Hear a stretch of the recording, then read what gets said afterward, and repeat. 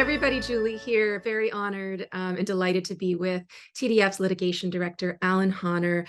And we are now, whether you've been watching or not, I mean, if you're not paying attention to the media, or even if you are, you might not notice that the Public Order Emergency Commission is happening in Ottawa. We are about, I guess, a week and a half into it. I think we're starting day 9 today.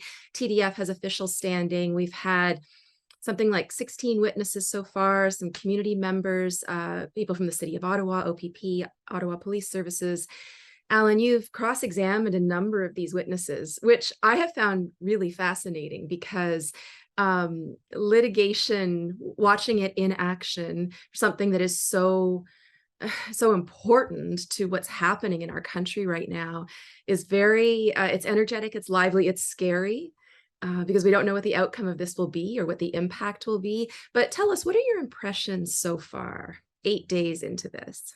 Well, Julie, I think that one thing that we've seen a lot of is that there's a public relations battle that's happening, and it's being waged by the Ottawa Police Services because their reputation was significantly damaged during the protests in February and late January of last year, and they want to repair that reputation. I think at the end of this week, we'll be hearing from the former chief slowly, and he'll be responding to that, and he'll finally get to have his say, and that will carry on into next week. But that is one of the, I think that's sort of been the dominating theme so far. We actually haven't talked very much about the circumstances that led to an emergency, have we? Not very much. There's a lot of interest there. So you say that Ottawa Police Services is very concerned about its reputation. Do you think it's possible, and this is a thought that keeps trickling into my mind, and I think some very smart people have planted the seed of this thought in my mind, but do you think it's possible that the result of this inquiry, that the report that we eventually get from Commissioner Rouleau will say something like, the emergency order, though in ideal circumstances would not have been invoked in February of this year, it was reasonable given the breakdown between Ottawa Police Services and OPP and RCMP and government, maybe, that it was reasonable and therefore justified. Do you think that's possible, given what we've heard? That argument is going to be made, right? Because it's not just that you have to have a law that's available, but the law has to be effective, right? And Mm-hmm. it seems like, what you're saying is, and what I expect the government to say is that the Ottawa police could not use the laws available to them effectively, even when, they were acting in concert with the OPP and the RCMP. Mm. Now, to me, I don't think that's true. And I don't think that's what the evidence has shown so far. And yesterday we heard from the current acting chief of police in Ottawa. And one of the things he said in response to a question posed to him by my colleague at the JCCF was that the Ottawa Police Services would have dealt with the protests regardless of whether or not the Emergencies Act was invoked. But that's something we're hearing from a number of different witnesses, right? That it could have been managed by existing police capabilities. You're right. And we've been hearing that from the OPP. And Mhm. I think the Ottawa Police Service, so they've been a little bit more hesitant to say that. And if you noticed with Acting Chief Bell yesterday, he didn't want to come out and say it. He kept saying, well, it was very useful. We leveraged the powers to the best of our ability. But he always fell short of saying that it was necessary. But he did make that comment at the end that they would have resolved the situation regardless. And that suggests Mm. that these emergency powers were not necessary. And it was good to hear that from the Ottawa Police as well as from the OPP. Hmm. I mean, so much of the interest in this for me has been sort of peeling back the curtain and getting a little insight into the reasoning of the people who were on the other side, so to speak. But let's talk about the media for a minute. I think that's another theme that we've seen so far, the massive influence of the media. You examined Mayor Jim Watson last week masterfully, I thought. I was riveted watching that happen, and asked if he had, any evidence that convoy participants had ripped masks off bystanders or committed other acts of violence. And you pressed him on this and sort of said reluctantly, well, possible? And he didn't want to say, but he said that we have no direct evidence, but I saw it in the media. And the implicit part of the syllogism there seemed to be that, well, anything that's said in the media must be true, and I can take that for evidence to act in the capacity as a public official. That just arrested me. That was horrifying, I thought. What impact do you think that will have or should have? Well, one of the things that the commissioner is supposed to examine is the extent of misinformation and disinformation that was out there. Mhm, One of the points that should be brought out in this inquiry is that the mainstream media was responsible for some of this misinformation about the mhm, protesters. And so you bring up a good point with the mayor, right?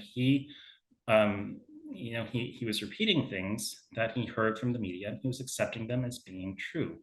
mm, And I think these protesters have been, they've been all sort of labeled in the same way, and that's not really fair. I mean, certainly there must have been troublemakers, but Patrick Morris, who was probably the foremost expert in intelligence in the country, certainly in Ontario, did not seem to have that view. mhm. And that Uh, was on Friday, was that right, Alan? At the end, very end of the day? Or was I that think it Thursday? may have been Thursday, it may have been Recent, Friday. yeah. It's hard to keep track of the days.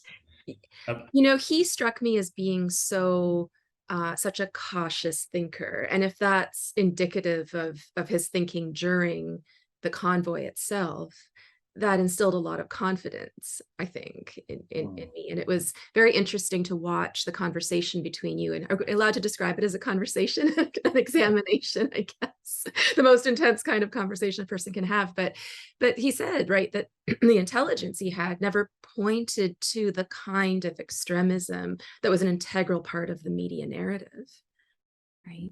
And you're absolutely right. He struck me that way too, as a very careful witness, and he was not one to to use labels lightly, right? And he Mm, objected to that term extremism as being applied to um, the protesters in Ottawa, mhm, whereas other people have been using sort of different phrases and different terminology very free flowing. We heard from the one Ottawa councillor, for example, who described trucks as weapons.